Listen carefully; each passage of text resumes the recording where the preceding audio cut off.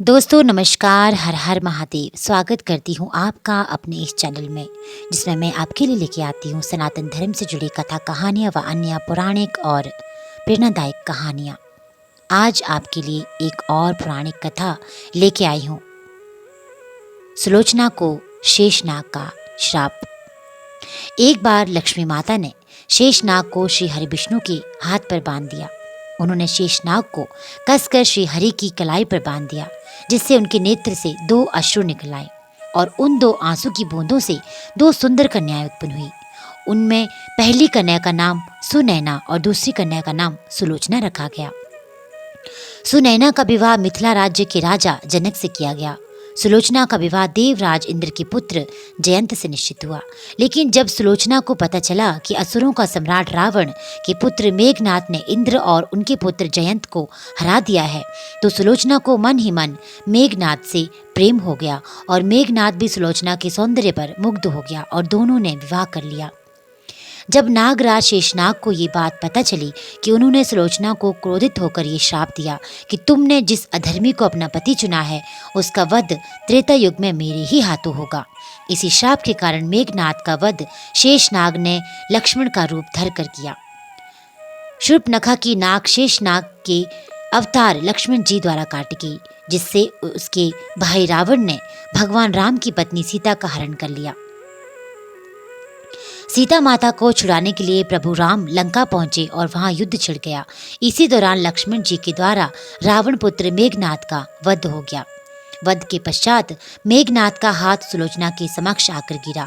सुलोचना ने सोचा कि पता नहीं ये उसके पति की भुजा भी है या नहीं, अतः उसने कहा, अगर तुम मेरे पति की भुजा हो तो लेखनी से युद्ध का सारा वृतांत लिखो।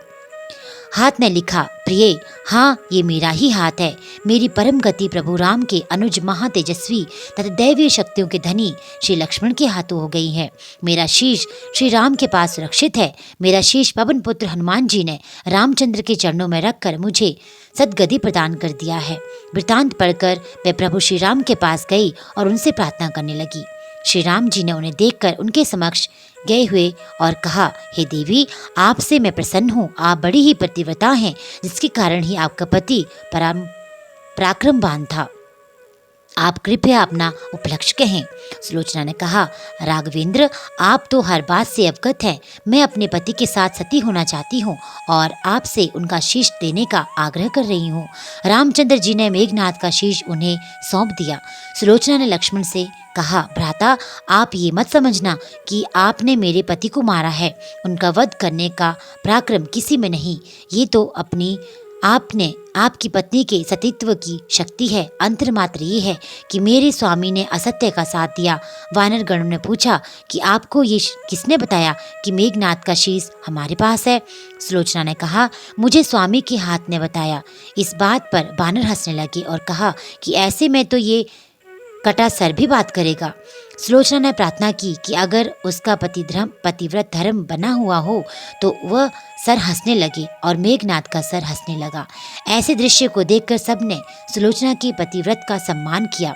सुलोचना ने चंदन की शैया पर अपने पति के शीश को गोद में रखकर अपनी आहुति दे दी। तो दोस्तों, ये थी सुलोचना से जुड़ी कथा, जिनको भगवान शेषनाग का श्राप प्राप्त हुआ था। ऐसी अन्य पौराणिक कथाएं सुनने के लिए इस चैनल के साथ जुड़े रहिए, ताकि मैं आपके लिए अधिक से अधिक कथाएं लेकर आते रहूं। अगर आपको ये कथाएं कहानियां अच्छी लगती हैं तो इन्हें अधिक से अधिक शेयर और लाइक करते रहिएगा। चैनल में अगर पहली बार जुड़े हैं, पहली बार वीडियो को सुना है, तो चैनल को सब्सक्राइब करना बिल्कुल ना भूलिएगा। आपका दिन शुभ हो। हर हर महादेव।